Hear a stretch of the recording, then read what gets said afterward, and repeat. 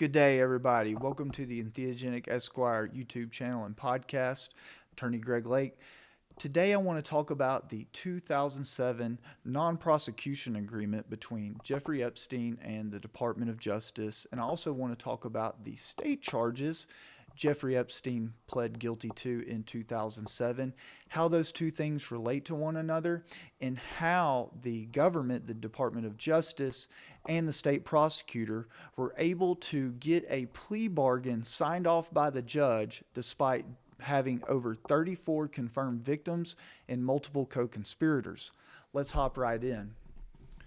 What we're looking at here is a document that is an opinion in order from the Southern District of Florida. Okay, so in 2008, after Jeffrey Epstein pled to the state charges and signed the non-prosecution agreement with the federal government, Epstein's victims, who were completely shut out from the non-prosecution agreement, from its negotiation and from its signing, and also had been completely shut out from the state proceedings. They were never given notice to show up to Jeffrey Epstein's sentencing hearing in order to object to the heinous plea bargain that Jeffrey Epstein was able to procure from the state prosecutor. So again, this order right here is from the lawsuit. The girls, two of the victims, later sued the federal government asserting violations of their rights under the Crime Victims' Rights Act. And in 2019, the court finally issued an opinion stating that it did believe that in fact the victims' rights had been violated. However, let's look at this document because for one, if we go down here, so how did the government push this plea agreement through without the judge realizing that Jeffrey Epstein had abused over 34 minors with multiple co-conspirators at that time? Because the state judge ultimately has the authority to sign off on these state plea agreements. Well, let's read right here. This is an email from the line prosecutor, which is a DOJ attorney, sending an email to Epstein's counsel stating Andy, the U.S. attorney, recommended that some of the timing issues be addressed only in the state agreement so that it isn't obvious to the judge that we are trying to create federal jurisdiction for prison purposes, trying to keep him out of prison.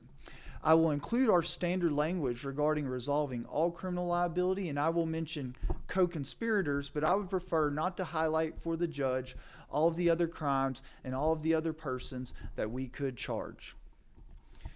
Now, knowing the day and time that we live in and knowing the conduct of the Department of Justice towards these Epstein victims recently, what are your thoughts on what we just saw? The fact that the Department of Justice attorney was willing to obfuscate from the state court the true nature and breadth of Jeffrey Epstein's crimes, undoubtedly either ensured or greatly assisted that state plea agreement from going through. Now, this is on top of many other things in this specific document, and I'll be obviously having more episodes going through this material, but I wanted to highlight this because it seems very specifically egregious to me that these two attorneys, having certain duties of candor to the court, actually went and colluded with one another to make sure that judge did not see everything, the full reality and gravity of the situation in order to get that plea agreement to go through. What are your thoughts on this? Is this the type of conduct and candor that we want out of Department of Justice attorneys? Do you think that had the judge been aware of the full nature and breadth of Jeffrey Epstein's crime, as confirmed by the Department of Justice, who at that time had drafted a 53-page indictment? And so the non-prosecution agreement that was garnered between Epstein and the Department of Justice had a 53-page underlying indictment. What do you think about that? Do you think a lot of the victims that we now see from 2007 to 2019 could have been prevented had Jeffrey Epstein met justice the way that he should have, in my opinion? Let me know your thoughts. Love to hear them. Thank you.